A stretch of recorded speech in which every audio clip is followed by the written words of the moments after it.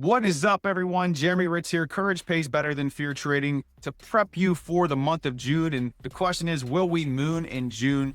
Coming off of awesome NVIDIA earnings. And I want to share something with you. And I've talked about this before, but the Stock Traders Almanac, this is a great resource to have to just be aware of a concept known as seasonality, which periods tend to be bullish, which periods tend to be bearish.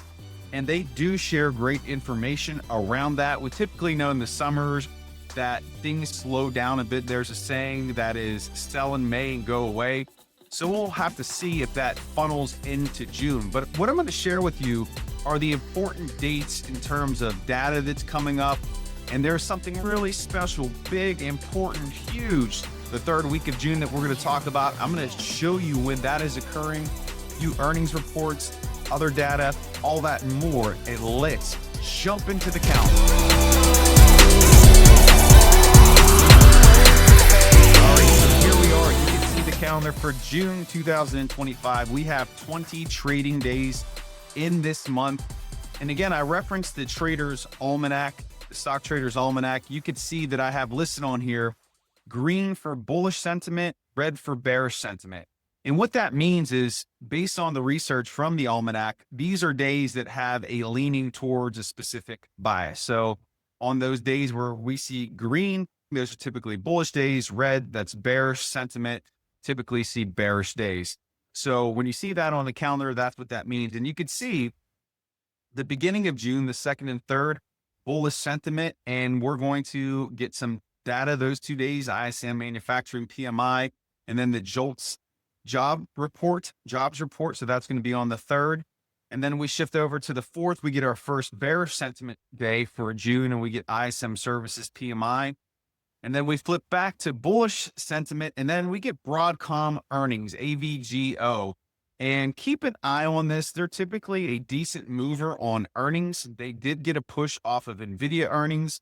It's not holding at the time that I'm recording this, but that's going to be a pretty big day for you to mark on your calendars, June 5th. And then the 6th, we're going to get a glimpse into the health of the labor market, because we're going to get the unemployment rate and non-farms payroll. We can see that there is a bearish leaning on that particular day.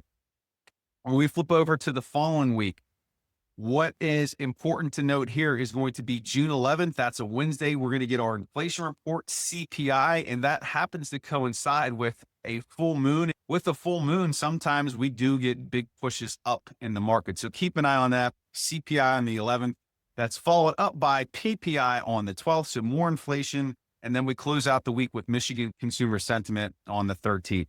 Now, the biggest week of June is that 3rd week. And I said that at the outset of the video, and that's because of one day and one day alone. And that is going to be June 18th. And not because of building permits and housing starts, which will move the markets, but because of these two items right here.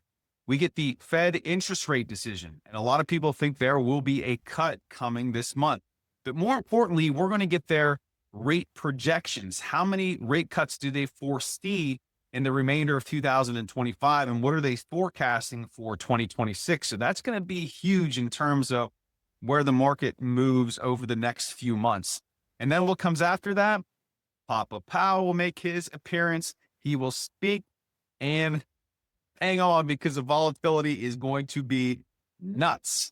And because of all that volatility, the next day, the market is closed for Juneteenth. So we won't have any price action that day.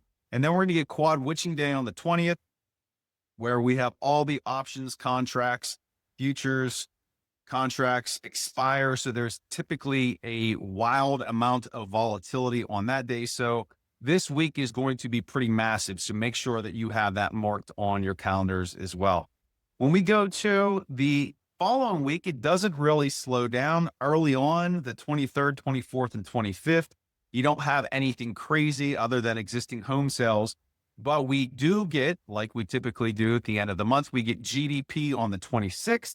We get PCE on the 27th. And that will round out the month of June. So it's going to be fun. It's going to be crazy. I can't wait to trade it. What are you most looking forward to? Let me know in the comments below. Will we moon in June?